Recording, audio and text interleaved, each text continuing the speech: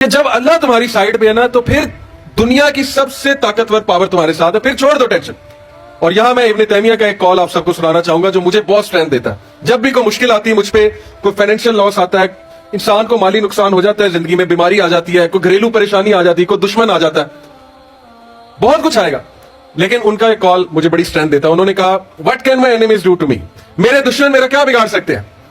Where ever I go I carry my جنہ with می، جہاں بھی میں جاتا ہوں اپنی جنت ساتھ لے جاتا ہوں. کہتے ہیں اگر وہ مجھے ملک سے نکالتے ہیں، جلا وطن کرتے ہیں، تو یہ میرے لیے سیر و سیاحت ہے اور میں اللہ تعالیٰ کی جو ہے وہ زمین دیکھوں گا. اگر وہ مجھے جیل میں بند کرتے ہیں تو یہ میرے لیے سولیٹیوڈ ہے، اکیلا پن ہے، جہاں بیٹھ کر میں اللہ اللہ کروں گا، ذکر کروں گا، اللہ کے قریب ہوں گا.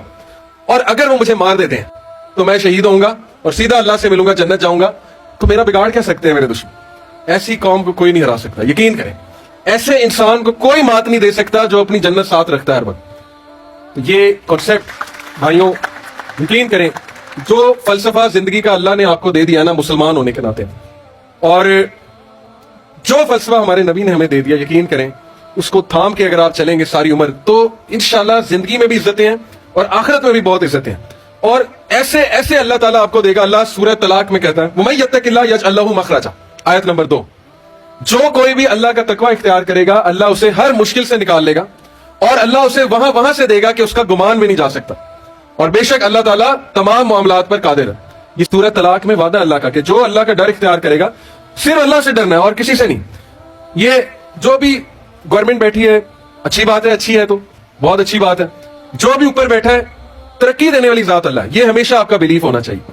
اوپر لانے والی ذات اللہ ہے، اسباب اللہ بناتا ہے، عزتیں اللہ دیتا ہے. جو کوئی بھی اللہ تعالیٰ کو اپنے ساتھ کر لے گا تو پھر یج اللہ مخرجا، اللہ تعالیٰ اس کو ہر مشکل اور مصیبت سے نکالتا ہے اور اللہ اسے وہاں سے دیتا ہے کہ اس کا گمان بھی نہیں جاتا.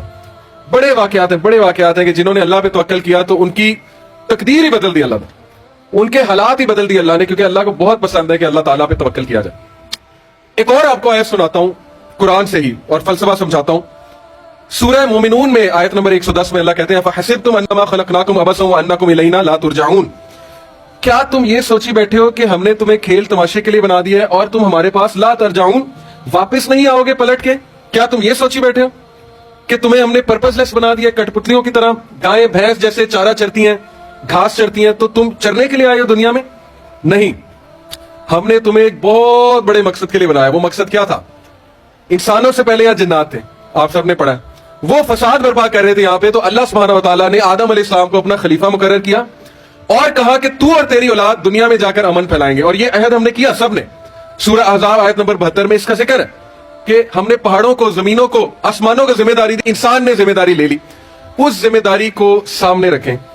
آپ یہاں انصاف برپا کرنے آئے، امن پھیلانے آئے، انصاف کے ساتھ چلے، چاہے وہ گھریلو معاملہ ہو، چاہے وہ ماں باپ کے ساتھ معاملہ ہو، گھر والی کے ساتھ معاملہ ہو، چاہے وہ لوگوں کے ساتھ معاملہ ہو، چاہے وہ جاب کے ساتھ معاملہ ہو. کبھی بھی یہ مت سمجھے، مایوس نہ ہو کہ یار تیرے تو بڑے گناہ ہیں، تو کہاں اللہ تجھے پوچھے گا. یہ شیطان کی طرف سے وسوسہ. لیکن ذمہ داری کے ساتھ چلیں. اپنے آپ کو جب خود ٹھیک نہیں کریں گے اللہ تعالیٰ کی طرف سے مدد نہیں آئے گی. یہ میں نے آپ کو شروع میں اسی لیے یہ آیا آپ کو سنائی ہے کہ جو اللہ والے ہوتے ہیں تو پھر ان کے ساتھ اللہ ہو جاتا ہے اور پھر اللہ ان کی تقدیر بدلتا ہے، اس قوم کی تقدیر اللہ تعالیٰ بدلتا ہے. اور جب نوجوان آ جائے اللہ کی طرف تو پھر تو معجزات ہوتے ہیں. یہ ابھی تک کی میری بات کا جو ہے وہ کریکس یہ ہے. اور جو لوگ یہ کہتے ہیں ہمارے کرنے سے کیا ہو جائے گا، تو وہ اصحاب کہف کی مثال یاد رکھیں. قرآن میں سٹوریاں نہیں ہیں، مثالیں ہیں ہماری عقل کے لیے کہ عقل پکڑو، عبرت پکڑو ان مثالوں سے. اصحاب کہف کی سٹوری پڑھیں. سورہ کہف چیپٹر نمبر 18، سورہ نمبر 18 ہے، پارہ نمبر 14 اور 15 میں ہے سورہ کہف. اصحاب کہف 7 لوگ تھے، 7 لوگ. پورے روم کو وقتہ ڈال دیا تھا انہوں نے جب بادشاہ کے سامنے اعلان کیا کہ بھئی ہم تمہاری کرپشن نہیں مانتے، ہمارا رب اللہ ہے اور ہم اسی کی عبادت کریں گے. اور وہ 7 لوگوں نے غار میں جا کے پناہ لی اور اللہ تعالیٰ نے 309 سال انہیں سلایا. اور اس کے بعد جب اٹھے تو سارا روم مسلمان ہو چکا تھا. تاریخ گواہ اس بات کی. کیا اللہ تعالیٰ میسج دے رہا ہے کہ جب نوجوان تحریک پکڑتے ہیں تو معجزات ہوتے ہیں. جب نوجوان تحریک پکڑتا ہے تو معجزات ہوتے ہیں. اور معجزہ ہوا. وہ یہ سمجھتے تھے کہ 7 لوگوں کی وجہ سے کیا ہوگا، کیسے چینج آئے گی. 7 لوگوں کی وجہ سے پورا روم مسلمان ہو. تو میں آپ کو بتا رہا ہوں ایک آنےسٹ پولیس افسر کی وجہ سے پورا ادارہ چینج ہو سکتا ہے. یہ میرا بلیف ہے اور یہ آپ کا بھی بلیف ہونا چاہیے. ایک موسیٰ تھا، ایک موسیٰ علیہ السلام، اور انہوں نے کہا مجھے اللہ ایک ساتھی دے دے. کوئی پیسے نہیں مانگے، کوئی ریسورسز نہیں مانگی. کہا کہ مجھے ہارون دے دے میرا بھائی. وہ پوری دعا نا رب اشرح لی صدری ویسر لی امری واحلل عقدۃ من لسانی یفقهوا قولی واجعل لی وزیرا من اہلی ہارون اخی. اے اللہ مجھے ایک ساتھی دے دے, ہارون دے دے. 2 بندوں نے فرعونیت گرا دی, 2 بندوں. تو یہ مثالیں ہمارے لیے ہیں کہ جب اللہ ساتھ ہے تو پھر سب کچھ ساتھ ہے. سیرت کیا بتاتی ہے ہمیں؟ ہم سیرت پڑھتے ہیں, آپ سب پڑھتے ہیں ماشاءاللہ. سیرت کیا بتاتی ہے کہ کوئی سازش نہیں چھوڑی انہوں نے ہمارے نبی کے خلاف. ایک سازش کر کے دیکھ لی. ان کو نعوذ باللہ کہا جی مجنون ہے, شاعر ہے, کاہن ہے, پروپیگنڈا کر لیا. مکہ سے جو ہے وہ کہہ دیا کہ جاؤ, ہجرت کرا دی. لیکن اینڈ میں کامیاب کون ہے؟ کون گھٹنوں میں آ کر بیٹھ رہا ہے؟ ابو سفیان. بعد میں ماشاءاللہ مسلمان ہو گیا ابو سفیان رضی اللہ عنہ. نبی اکرم صلی اللہ علیہ وسلم ایک بار کعبہ پہ کھڑے ہوئے, کعبہ کی سیڑھیوں پہ آئے اور اپنی قوم سے کہا کہ کیا میں تم لوگ کو وہ کلمہ بتاؤں جس سے تم فارس اور شام کے بادشاہ بن جاؤ گے؟ تو ہنسنے لگ گئے. وہ کہتے ہیں کہ ہم فارس اور شام کے بادشاہ, یہ بالکل ایسے ہے کہ میں آپ کو سٹیج پہ کھڑا ہو کے کہوں کہ مہینے کے اندر امریکہ اور UK آپ فتح کر لیں گے.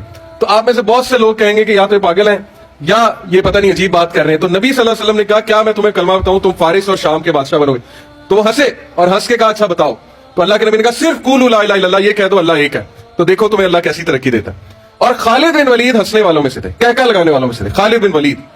اور حضرت عمر کے دور خلافت میں جب وائٹ کیسل آف ہیرا ایک علاقہ تھا, وہاں وائٹ کیسل تھا, وائٹ پیلس جیسے وائٹ ہاؤس ہے, اور یزدگارد جو جس کے نام سے دنیا کانپتی تھی اس کو غلام بنا کے حضرت عمر کے دور میں جب لائے تو اس نے دیکھا مسلمانوں کا خلیفہ پیوند لگے ہوئے ہیں, شلوار قمیض تو نہیں, جو بھی اس نے پہنا ہوا تھا, یعنی پیوند شدہ لباس میں مسلمانوں کا خلیفہ, یہ کس طرح کے لوگ ہیں؟ تو خالد بن ولید جب کیسل آف ہیرا کے سامنے کھڑے ہوئے تو رونے لگ گیا حضرت عمر کے دور کی بات.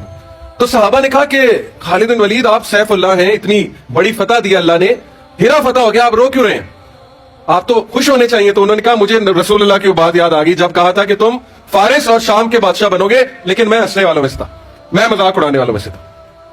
تو یہ 100 سال میں اتنی سلطنت بن گئی, اتنی فتوحات کر لی. وہی بات ہے ان اللہ لا یغیر ما بقوم حتی یغیروا ما بانفسہم, جو خود تبدیل نہیں ہونا چاہتی قوم, اللہ اس کو اس کے حال پہ چھوڑ دیتا ہے.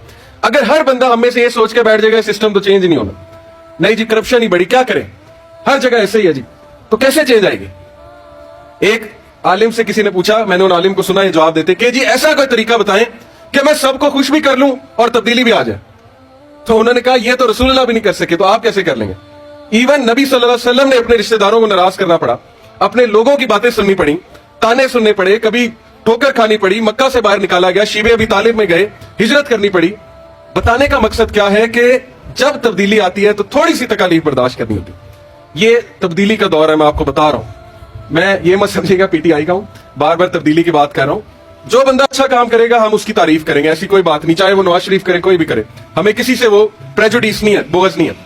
بات اصل میں یہ کہ یہ دور آپ کا دور ہے, ینگسٹرز کا دور ہے. یقین کیجئے میں یونیورسٹیز میں جاتا ہوں, سکولز میں جاتا ہوں, میں آپ سے بات کر رہا ہوں, مجھے آنکھوں میں ایک چمک نظر آتی, پتہ نہیں کیوں, مجھے ایک انرجی نظر آتی ہے, مجھے وہ اکتاہٹ نظر آتی ہے کہ اب اگ گئے ہیں.